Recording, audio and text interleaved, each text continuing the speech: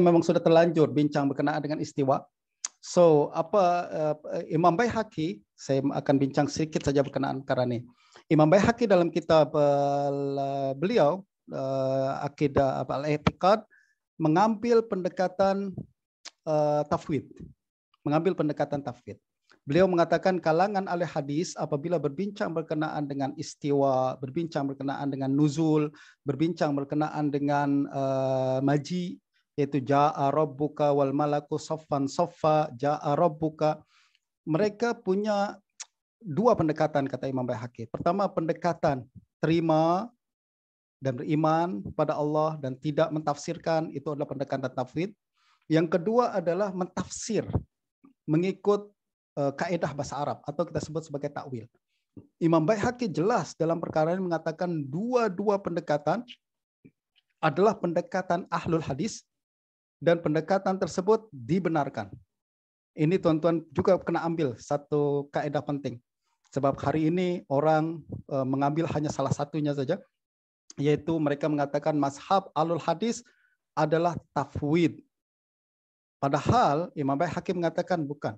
Dua-dua pendekatan ini adalah pendekatan ahlul hadis, yaitu pendekatan sama ada tafwid ataupun pendekatan takwil. Nah, justru apa yang dimaksud dengan tafwid, kata Imam Baihaqi, rumusannya adalah wajib diketahui bahwa istiwa Allah bukan lurus selepas bengkok. Sebab istiwa secara lughah maknanya istawa, yastawi maknanya itu lurus. Nah, kata Imam Baihaqi, istiwa ini bukan maknanya lurus selepas bengkok. Bukan menetap juga. Istiwa bukan menetap, justru mentafsirkan, memaknai istiwa dengan semayam adalah silap. Ataupun bersentuhan dengan makhluk. Duduk maknanya adalah bersentuhan antara zat Allah dengan arsy. Itu pun bukan makna istiwa. Kalau kita mengatakan istiwa dan kita mengatakan pandangan saya dalam perkara ini adalah pandangan tafwid, maknanya tuan-tuan pertama tak boleh terjemah. Kalau tuan-tuan terjemah maknanya bukan lagi tafwid. Sebab terjemah adalah tafsir yang paling ringkas. Betul tak? Terjemah adalah tafsiran yang paling ringkas. Justru kalau tuan-tuan berpandangan, saya ambil pandangan tafwid. Tafwid sebutlah istiwa, jangan sebut semayam. Tafwid sebutlah ain, bukannya mata. Tafwid sebutlah yad, bukannya tangan. Itulah tafwid. Tafwid sekali lagi adalah kita kekalkan lafaz yang disebutkan dalam Al-Quran. Tak kurang, tak lebih. Kenapa? Ini manhaj tauqif. Seperti yang kita sebutkan tadi. Allah kata apa, Nabi kata apa, kita tetapkan macam itu. Sedangkan awak kata tafwid, tapi menterjemah, itu bukan tafwid. Itu adalah tafsiran awak. Sebab terjemahan adalah tafsiran. Kita selalu katakan bahwa tafsir Al-Quran bukan Al-Quran. Terjemah Al-Quran bukan Al-Quran. Kalau kita punya hadas besar, tak boleh sentuh Al-Quran, ijma'. Betul tak? Akan tapi, boleh tak sentuh terjemahan Al-Quran? Boleh. Ini menunjukkan bahwa terjemahan Al-Quran bukan Al-Quran. Nah, kalau kita mengatakan saya tafwid, serahkan kepada Allah Subhanahu wa taala, mengikut kehendak Allah Subhanahu wa taala, lafaz Quran tuh kita kena sebutkan. Tapi kalau kita mengatakan tafwid tapi kita terjemahkan, itu bukan tafwid lagi tuh, itu tafsiran. Dan kalau tafsiran, awak kena terikat dengan kaidah takwil. Kaidah takwil adalah kita kena merujuk kepada lughah Arabiyah. Adakah lafaz ini hakikat ataukah majaz? Ataukah lafaz ini ta'rid, kinayah, ataupun mazaz hazaf dan lain sebagainya? Itu adalah kembali kepada qaid lughah Arabiyah. Nah, justru kata Imam Baihaqi, walaupun beliau menetapkan pandangan beliau dalam perkara ini tafwid, beliau kembali menetapkan bahwa istiwa Allah bukannya lurus lepas bengkok, bukan menetap di satu tempat ataupun bersentuhan dengan makhluk, akan tapi dia melakukan istiwa di atas arsy seperti yang dia kabarkan tanpa mempersoalkan bagaimana dan di mana. Dia terpisah daripada semua makhluk. Inilah tafwid yang sebenar, teman-teman. Dan Allah datang, ja'a, ya datang. Tapi bukan kehadiran dari satu tempat ke tempat yang lain. Sebab kalau datang bermakna dari satu tempat pindah ke tempat yang lain, itu sifat makhluk. Justru Kalau kita tafwid, kita akan mengatakan ja'a rabbuka kama qala. Saya tak boleh terjemahkan dan tak boleh tafsirkan. Kemudian juga turun, yanzilu. Dia yanzilu itulah lafaz Nabi SAW. Dan dia bukan bermakna pindah dari atas ke bawah dan lain sebagainya. Sekali lagi saya nak tekankan, inilah manhaj tafwid di dalam yang dimasukkan Imam Al-Baihaqi. Bagaimanapun dalam kitab beliau yang lain yaitu kitab Asma wa Sifat, Imam Baihaqi panjang bincang tentang perkara ini. Beliau mengatakan ahli hadis mutaqaddimin yaitu salaf tidak membincangkan perkara ini secara terperinci. Justru Imam Malik mengatakan al-istiwa ghairu majhul wal kaif ghairu ma'lum wa su'alu anhu bid'ah. Maknanya Imam Malik bukan nak explain. Imam Malik nak tutup perkara ini secara asas lagi. Jangan bincang perkara tersebut. Nah, maknanya kata Imam Al-Baihaqi, inilah pandangan salaf, yaitu mereka tak bincang perkara ini. Imam Asy'ari macam mana? Imam Asy'ari macam itu juga. Beliau punya pandangan istiwa bermakna dia adalah satu fi'il yang Allah buat di atas arsy, tapi dia tak explain apa fi'il itu. Dia tak kata fi'il itu adalah duduk. Dia tak kata fi'il itu adalah menetap. Tak. Beliau hanya katakan istiwa adalah satu fi'il Allah Subhanahu wa taala. Sebab istawa adalah fi'il madhi kan. Ar-Rahman 'alal 'arsy istawa itu fi'il madhi, maknanya fi'il. Ini adalah satu fi'il yang Allah buat di atas arsy, dia tak explain apa maksudnya. Mana ini tafwid. Tafwid. Abul Hasan At-Tabari dan Ibn Furak, dia adalah murid Imam Al-Asy'ari. Abul Hasan Tabari murid Al-Asy'ari direct. Ibn Furak adalah murid daripada murid Asy'ari. Beliau mengatakan istiwa adalah tinggi dan terpisah daripada arsy, ala wartafa'a. Apa makna nih? Maknanya beliau berpandangan bahwa istiwa adalah sifat zat. Dia bukan sifat fi'il. Kalau tadi Imam Asy'ari katakan sifat fi'il. Tapi murid Asy'ari mengatakan dia berkemungkinan adalah sifat zat. Jadi menjelaskan satu sifat zat Allah Subhanahu wa taala, yakni bermakna Allah terpisah daripada makhluk. Allah tidak bercampur dengan makhluk.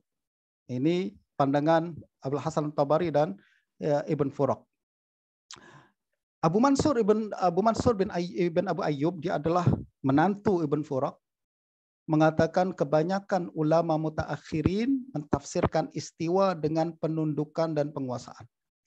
Jadi kebanyakan ulama selepas Asy'ari, mereka tidak lagi mengambil tafwid, akan tapi mereka mengambil takwil dengan memerinci apa yang dimaksud oleh Asy'ari, fi'il itu apa. Dan kedua ini, pandangan ini bukan bermakna mereka menyalahi mazhab Asy'ari, tak. Akan tapi mereka berpandangan bahwa dua-dua pendekatan ini dibenarkan. Macam tadi Imam Baihaqi katakan, dua-dua pendekatan benarkan. Sama ada tafwid ataupun takwil. Kalau awak nak tafwid, ya sebut istiwa macam tu. Jangan komen apa-apa. Awak boleh kata macam Asy'ari, istiwa adalah fi'il Allah Subhanahu wa taala, saya tak explain. Itu adalah tafwid. Akan tapi ulama belakangan mungkin mereka sering terlibat dengan banyak perbincangan dengan orang kalangan-kalangan yang ahlul bid'ah yang sudah mempunyai pandangan-pandangan silap tentang Allah Subhanahu wa taala, mereka terpaksa menjelaskan juga. Sebab kalau tafwid saja tidak menyelesaikan masalah pada zaman itu. Justru mereka mentakwil kalimat istiwa dengan merujuk kepada konteks ayat. Takwil ini tak boleh sebarang dilakukan, teman-teman. Dia pertama kena merujuk kepada konteks ayat, siyak dan sibak ayat, awal dan akhir, sebelum dan selepas ayat tersebut. Sebab kalau ayat Al-Quran dicabut daripada konteksnya, maknanya sudah berbeza. Betul tak? Macam video Ustadz tengah bercakap, dipotong-potong 5 menit, yang 30 menit dipotong jadi 1 menit saja. Mungkin pandangan dia sudah berbeza daripada apa yang dia maksudkan sebenarnya. Ini yang berlaku selalu. Begitu juga ayat Al-Quran. Kalau kita ambil satu kalimat saja istiwa, kita keluarkan daripada konteksnya, kita tak tahu apa makna dia. Tapi untuk tahu konteks makna sebenar, kita kena tengok konteks ayat secara keseluruhan. Dan ini yang kemudian memberanikan para ulama untuk mentafsirkan kalimat istiwa dengan merujuk kepada konteks ayat dan juga merujuk kepada qawaid lughah Arabiyah. Dan kebanyakan ulama Asy'ariyah selepasnya mereka berpandangan kalimat istiwa bermakna al-qahr wal ghalabah. Maknanya Allah melakukan sesuatu di arsy, maksudnya apa? Apa yang dilakukan? Yaitu menguasai arsy. Menguasai arsy. Kenapa arsy yang kena dikuasai secara khusus? Itu karena arsy adalah makhluk Allah Subhanahu wa taala yang paling besar. Apabila Allah mengatakan Allah berkuasa dan menguasai arsy, bermakna makhluk yang lebih kecil daripada arsy pun Allah kuasai secara otomatis, betul tak? Secara umum. Kalau yang besar pun tunduk kepada Allah, yang besar pun diatur dan menuntut dan taat kepada Allah Subhanahu wa taala, apalagi yang kecil. Nah, ini pandangan yang dibawakan oleh ulama selepas kata Imam Ibn Ayyub tadi, ramai mutaakhirin ulama Asy'ariyah yang buat macam itu. Dan membuktikan ucapan tersebut, kita rujuk kepada ucapan Imam Al-Ghazali dalam kitab Al-Iqtisad. Beliau mengatakan istiwa secara lughah mengandungi banyak makna. Beliau mengatakan istiwa adalah satu perbuatan yang dinisbahkan kepada arsy. Beliau mengatakan al-istiwa fahuwa nisbatul arsy ilaihi la mahalah. Jadi ada satu perbuatan Allah Subhanahu wa taala yang dikaitkan dengan arsy. Perbuatan tersebut mempunyai beberapa kemungkinan. Yang pertama, mungkin yang dimaksudkan adalah istiwa di sini duduk. Mungkin bermakna menetap. Mungkin bermakna menguasai.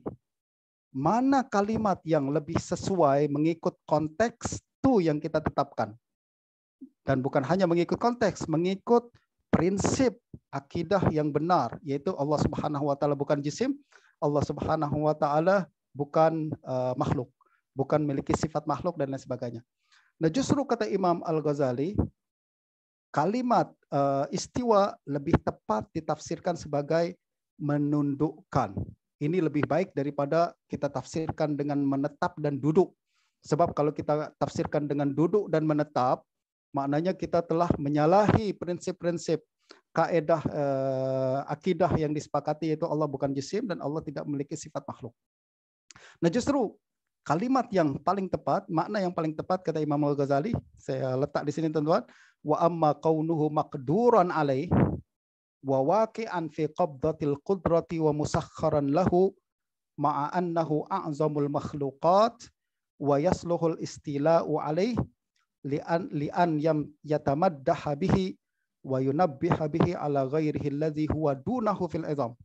Fahadha mimma la yuhiluhu al-aql wa yasluhu lahu al-lafz fa akhliq bi an yakuna huwal muradu qat'an. Kata Imam Al-Ghazali, kalau kita tafsirkan duduk tak sesuai, kita tafsirkan menetap tak sesuai, tapi kita tafsirkan sebagai menundukkan arsy, itu yang lebih sesuai, selari dengan konteks ayat, yang ayat ini apabila dinyatakan dalam Al-Quran untuk memuji Allah Subhanahu wa taala, untuk menunjukkan kehebatan Allah Subhanahu wa taala, lebih sesuai daripada kalau kita katakan Allah duduk di atas arsy. Apa hebatnya? Apa kelebihannya? Apa message yang nak disampaikan?